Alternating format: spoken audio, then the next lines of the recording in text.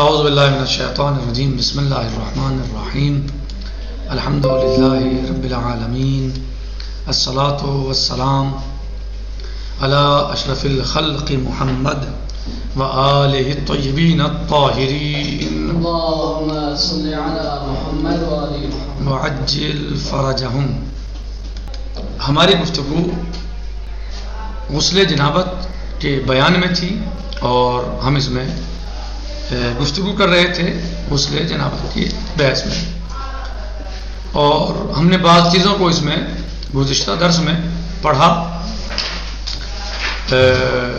طریقے کے بارے میں، مثلا کہ غسل جنابت کیسے کیا جائے گا، کس طرح کیا جائے گا اور کیا اس کا طریقہ ہونا چاہیے، وہ سب ہم نے چیزوں کو بیان کیا قدر مقدور۔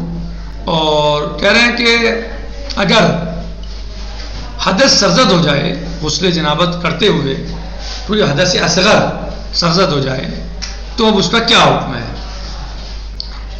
تو آیا اس کو دوبارہ کریں گے شروع سے،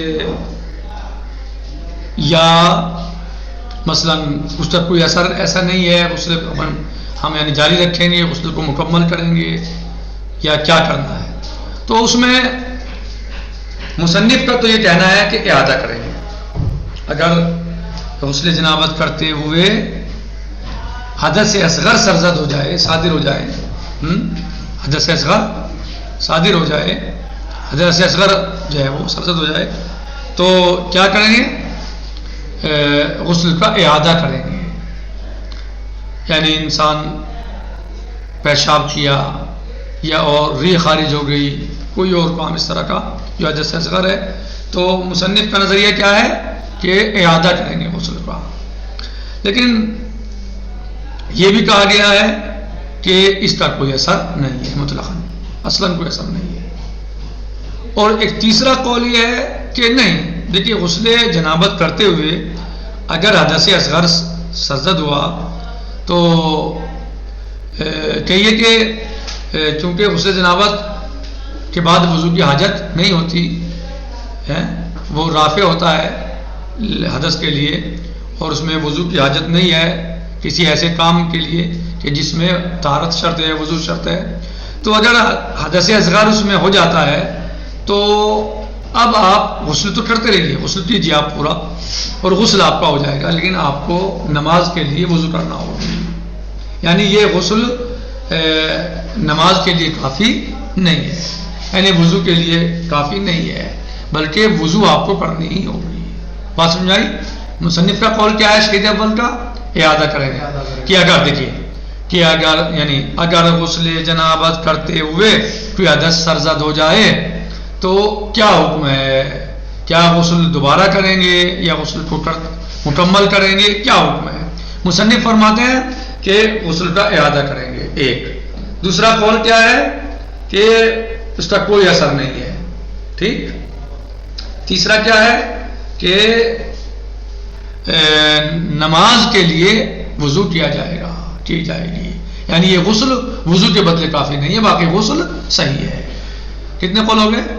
تین قول ہو گئے جی، تین قول ہو گئے۔ اچھا، لیکن جو غسل جنابت کے علاوہ غسل ہے کوئی تو اس میں کیا کرنا ہے؟ کیا اس کا اہتمام ہی کافی ہے، اسے اہتمام کرو وضو کے ساتھ، کیونکہ بہت غسل جو ہیں سارے غسل تو یعنی وضو کے بدلے کافی نہیں نا۔ عام طور سے جو مشہور ہے وہ یہی ہے کہ غسل جنابت مثلا کافی ہے، صحیح۔ تو اگر کوئی اور غسل ہے اور اس میں ایسا ہو جائے کہ غسل صحیح ہے، باقی وضو کرنی ہے، وضو کرنا ہوگا۔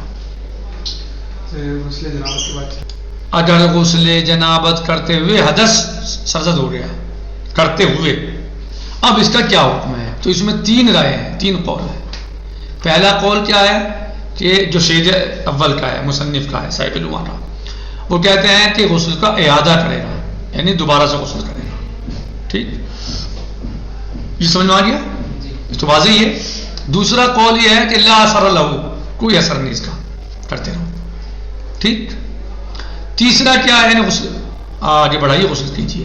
تیسرا کیا ہے کہ وضو کرنا ہوگی یعنی اب یہ غسل تو صحیح ہے، آپ غسل مکمل کیجئے، غسل صحیح ہے، لیکن اگر آپ کو نماز پڑھنی ہے، کوئی ایسا کام انجام دینا ہے جس میں وضو شرط ہے، تو آپ کو پھر وضو کرنا ہوگا، کیونکہ غسل جنابت عام طور سے کیا ہے، وضو کے لیے کافی ہے، یعنی وضو کی ضرورت نہیں ہے، یعنی غسل جنابت کے ذریعے آپ مستغنی ہو جائیں گے وضو سے، وضو کی ضرورت نہیں ہے۔ لیکن اگر آپ کو غسل جنابت کرتے ہوئے حدث سرزد ہو گیا تو اب آپ غسل تو آپ کا صحیح ہے، آپ غسل کرتے رہیے، مثلا آپ نے سر بردن دھو لیا، آپ کا حدث سرزد ہو گیا، پیشاب کرنے چلے گئے یا ری خارج ہو گئی، اب آپ دوبارہ نہ دھوئیے سر، آپ جو ہے مثلا دائیں حصہ دھوئیے بائیں حصہ دھوئیے، غسل کو جاری رکھیے اور غسل تمام کیجیے۔ لیکن اب یہ غسل آپ کا غسل تو صحیح ہے، صحیح، لیکن اس غسل سے آپ نماز بغیر وضو کے آپ کو وضو کرنا ہوگا، آیا سمجھ؟ یہ 3 قول ہے۔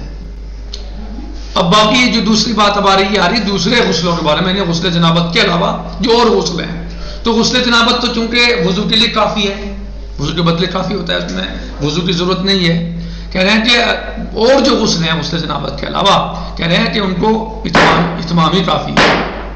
کیوں؟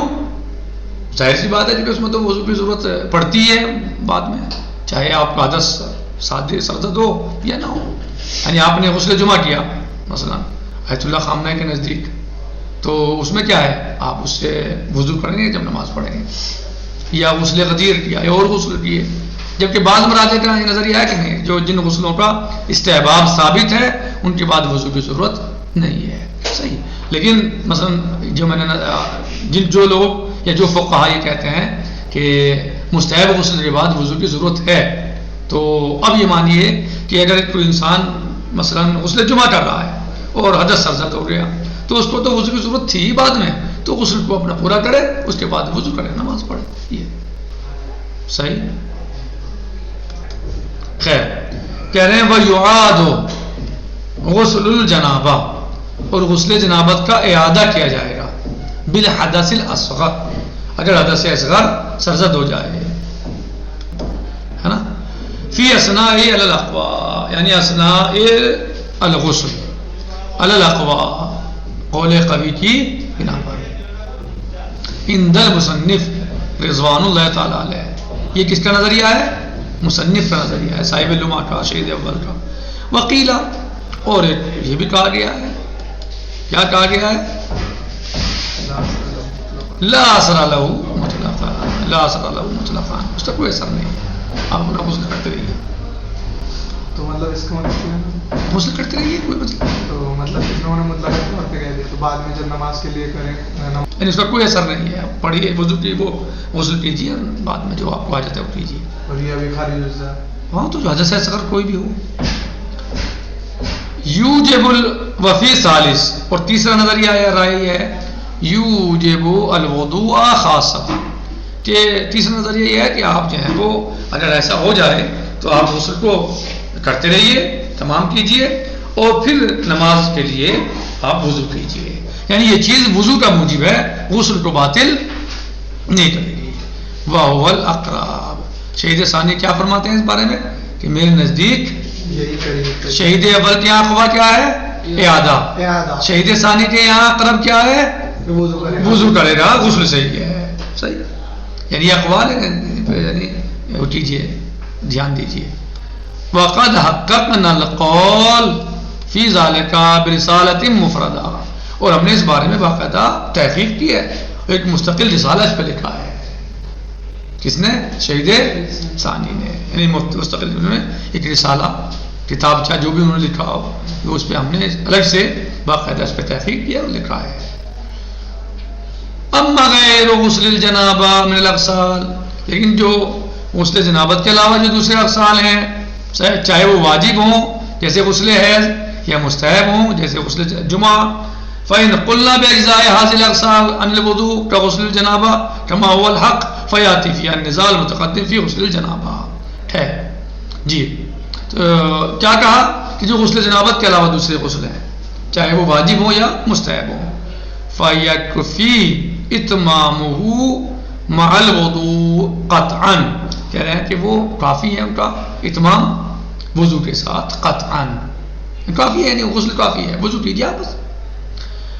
وَرُبَّمَا خرج بعضهم ببطلانه کالجنابہ، اور ممکن ہے کہ بعض نے اس حکم کو لیا ہو، اس کے بطلان کو، یعنی جنابت ہی کے طریقے سے، یعنی بعض لوگوں نے، یعنی جیسے جنابت باطل ہو جاتا ہے تو یہ بھی غسل باطل ہو جائیں گے، جیسے شہید اول نے کہا کہ اعادہ کریں گے، تو ممکن ہے بعض لوگوں نے اس کا حکم بھی اسی سے لیا ہو.